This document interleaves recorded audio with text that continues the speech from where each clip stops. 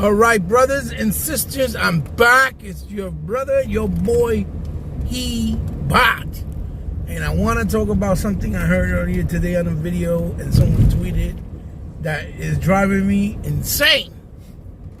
I heard some goofball said, why would Sega want to be acquired by Microsoft if Xbox gamers don't play Sega games? Oh my God, that had my blood boiling. Because you clearly know this person has no clue what he's talking about. But he said it anyway, right? And then the person doing the video, they didn't know how to respond though. They said, well, that's the point. To get people that don't play Sega games on Xbox to play them.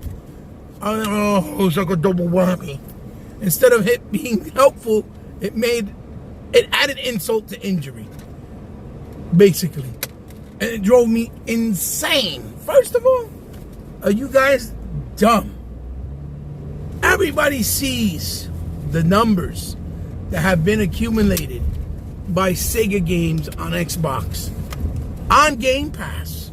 With, first of all, the reception that Phantasy Star Genesis got was really big. That it just went on PlayStation as of recent. It was exclusive this entire time, which nobody wanted to talk about, on Xbox. The same way that the creator of Yakuza himself came out and said that they have more active players and people supporting Yakuza than it did or than it ever had on PlayStation since they came on PlayStation on the PS3 and PS2, I believe. Which means it was more than 15 or 11 or 12 years, something like that. Are you serious? What are y'all, under a rock? Y'all blind? Y'all don't see what's going on in the numbers? You don't see all the games that Sega had allowed and did allow backwards compat, plus whatever is there constantly on Game Pass? They said there'd be more money on Game Pass than they ever have before. Okay, in a long time. And then the leading president of the company, I forgot his name, after the trial testimony came out today, said to I think it was the Xbox Wired and to Forbes, I think it was, and told them that as of this moment, the acquisition is not going forward and they're staying with their independence, right? But that their relationship with Sega is stronger than it's ever been and stronger than any other company out there, including that Sarah Bond. He said, by his words, Sarah Bond and Phil Spencer have shown Sega that they have the utmost respect and appreciation for them, their legacy as a company, and their titles. That can be a very fruitful thing for the future of all their IPs and their company, Sega itself, which is what I've been telling you guys from the very beginning. People like Sega forever, Sega man. That's why we carry those names on our titles and our names. That if Microsoft bought Sega, it would be the perfect fit. Because if Microsoft, right? If Microsoft buys Sega, they have the currency, the power, and obviously, to get a little silly, the testicular fortitude to be able to support and maintain, and what's the other word? Preserve all of the Sega IPs from the past, present, and whatever future designs and ideas they want to come up with. Okay? Microsoft is the only company, the only one that can make this happen. Not Sony, not Nintendo. Clearly, Amazon and Google, they're not doing nothing. Not Tencent, not Embracer, because they don't know the ins and outs of gaming and how to protect the gaming world and how it works. And that's what Phil has said wholeheartedly multiple times that you have to be careful with those other companies like Tencent and Embracer, because they don't have the experience in gaming to protect these developers, publishers, and IPs. Whether you guys want to hear it or not, those are facts. Facts. Because nobody in the world has more developers IPs than Tencent, and they're really doing nothing with them. So this just tells me that, one, either they're still in talks, they just trying to figure out the numbers, or two, they're waiting for the FTC situation and everything else that has to be done with the Activision deal to go through and follow suit. And if it goes through or it doesn't, whatever happens, then they'll be in talks with Sega to do what they want to do with Sega. You see what I'm saying? So guys, like I was saying, that's what it tells me. Those are the two things that I'm either speculating, because all speculation anyway, but based on some of the information that's been told, the speculations could be a little bit more in depth or analyzed a little bit more closer with some more accuracy, right? And again, I will say this to the end of the road. Sega was going on the right path. Sega did a lot of exclusive during the 360 that didn't sell, that deserved so many opportunities, and that were amazing games that deserved to be revisited, like Condemned. They had Condemned 1 and 2. They didn't do well, except Condemned 1, right? Which is still exclusive for the Xbox 360. They had games like Binary Domain. Amazing game. Great foundation for future games and become a series like Gears of War. Fantastic. I even liked it more than Gears of War for a lot of things it did that Gears didn't, right?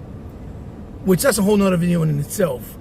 Games like Anarchy Reign, Mad World that they had on the Switch, that is stuck on the Switch, and they published. Bayonetta, as we know, which did Bayonetta 2 and 3, and that's the only one that kind of been living still, but people still don't support it. But Sega's not the one publishing it anymore. It's Nintendo. Obviously, they published Vanquished as well with our brothers and our boys, Platinum Games. Vanquished deserves a sequel. Then you had the smaller titles like The Cave, Hell Yes, Renegade Ops.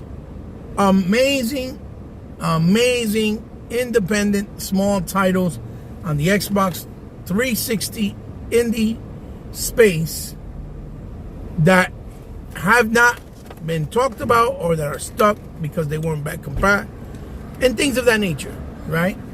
So those games deserve to be revisited or sequels to be, expanded upon. And then of course, when the generation started on Xbox One, we all know they also made good stuff like Toomba the Badass Elephant, which I said was fucking fantastic. So again, it was Toomba the Badass Elephant, and for the life of me, I can't remember right now, but they made like some really good independent brand new IPs in the beginning that I believe were fantastic, that deserve sequels and deserve the attention that never got. Sega right now, all they've been able to nurture is Yakuza and Sonic, because of the fact, and even the Sonic Adventures 4 that was on 360, episode 1 and 2 was great, and they were overlooked, and the people were like, oh, it's not that great, they don't have a lot of momentum and things of that nature, which that's all here or there, because you got to understand the format was changed to try to expand it in the 3D world with a 2D setting. Either way, the point of the matter is, Sega has a lot of potential, and if they get acquired, they will not need to be underneath the coffin or underneath a rock or underneath shackled in chains to only do something like the Yakuza series or Sonic. That's why they outsourced and leased a lot of the games that they had, like Streets of Rage 4, which was successful and people bought it, showing that the interest is there for IPs if they're done right. The same thing with House of the Dead 1 remake, which made perfect sense because it's been stuck in the arcade for years and on the Saturn, and no one had a new version of it. Or Panzer Dragoon 1 remastered. which was on all the platforms, including Xbox, which was also fantastic and did fairly well, in which they're doing now Panzer Dragoon Saga 2, or Panzer Dragoon 2, which is the best in the series, in my personal opinion, alongside Saga, which is the RPG version. Either way, the point of the matter is, sky's the limit if Sega gets acquired by Microsoft. If you want to protect their IPs and their history and legacy, Microsoft is the best fit. And for people to be out there lunatically saying stuff like that, Xbox gamers don't play on it, when the facts and the data has come out this generation, not to mention all real Dreamcast Sega fans migrated to the OG Xbox because the OG Xbox had 14 exclusive titles. And that's the reason why most dudes bought the Xbox OG. It wasn't just for Halo. It was because it had the plethora of Sega titles coming from House of the Dead 3, Crazy Taxi 3, Gun Valkyrie, and other stuff that came out like Alpha Protocol on the 360. Okay?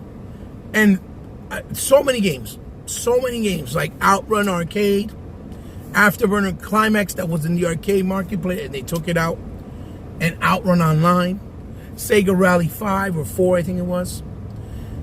There was a bunch of games exclusive like Shenmue 2, the recut from the Dreamcast that was only on OG Xbox as well until they did the remaster, which is also on Xbox because Sega owned the publishers for the first 2 games. 3 didn't come because it was Yu Suzuki and left it on the PlayStation and nobody bought it. I bought it on the PlayStation for literally $2 when I found it in GameStop because nobody bought it. Nobody. Which is a shame. Now, to get to the point, once again, the real Sega gamers are on Xbox. They always have been. Especially when the word was that it was going to be the successor to Dreamcast. The hardware that is in the Xbox OG is based off their arcade hardware, which is the Londonberg. And the rumors is that it was going to be the next Dreamcast, Dreamcast 2. But because of Sega Japan and their ego at that time, they were not happy with the idea of bringing out new hardware made by an American company, but being published and software being created by Sega. They didn't like that idea. Again, their egos, which I'm pretty sure they regret at this point, or at some point in time when they almost went bankrupt during the 360 era. Okay? And Microsoft will give them the freedom, and with that freedom Microsoft gives them, they can continue to do other stuff. Like Otage 1 and 2. Make Otage 3, for God, that would be my dream. Because those games are amazing. Incredible. So, like I said, that was the donkey and the most donkiest thing I've ever heard to this point. That Xbox dudes do not play Sega games. Jet Set Radio Future, for Christ's sake. Oh my God. Space Channel 5. The list goes on and on. The only reason why I even invested on PS2 or on the Nintendo GameCube was because of the games that I couldn't get that they did exclusive, like Vampire Knights, like the Route 66, which was, or the Road to 66, which was a sequel to the truck game that was on 18-wheeler on Dreamcast, or the fishing games that they made. Okay? All Sega, real Sega fans, followed Xbox because of Sega, and followed Sega on Xbox. That's a fact. I'll argue with anybody that tries to tell me that real Sega fans are not on Xbox. Anybody, I don't care who it is. It could be Happy Console Gamer, Alpha Omega Redson, definitely Dreamcast guy. Forget, he's pathetic. Okay? I'll argue anybody because no real Sega fan was on PlayStation. We despise them for what they did to Sega. Okay? That is a fact. Because they didn't give two shits about Sega's pedigree and that they were pioneers and gave them no respect and tried to make sure that they buried them. And that's why Sega could never come back with hardware and was never the same, even though they did great software along the line through the years. They never went to their greatness the way they could have. Okay? Even with the Wonder Boy series that came out, that a few of them came out on Xbox that they outsourced. Fantastic games. And the Alex Kidd remix, which I also got, which was also amazing. So again, whoever's saying that, y'all crazy, you're wrong, and I'm putting it out there. I will debate anyone who wants to argue with me that's saying Xbox gamers are not real Sega fans. That's just a fact. So, let me know what you guys think about my thoughts from the video down in the description below. Give me a thumbs up if you liked the video. Give me a thumbs down if you didn't like the video. Share this video with someone you think might like it.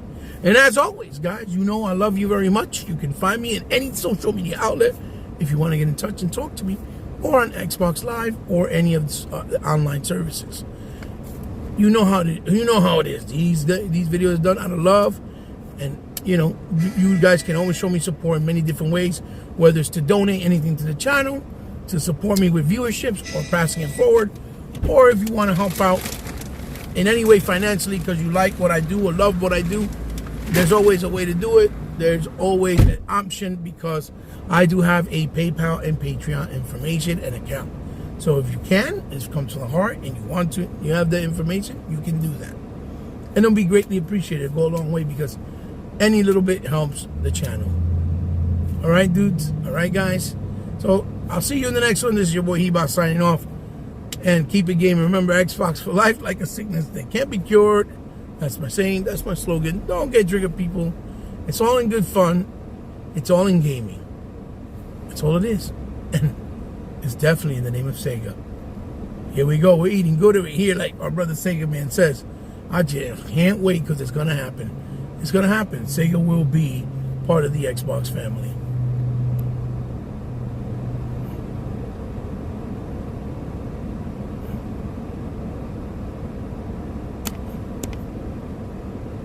It's all in good fun, like I said.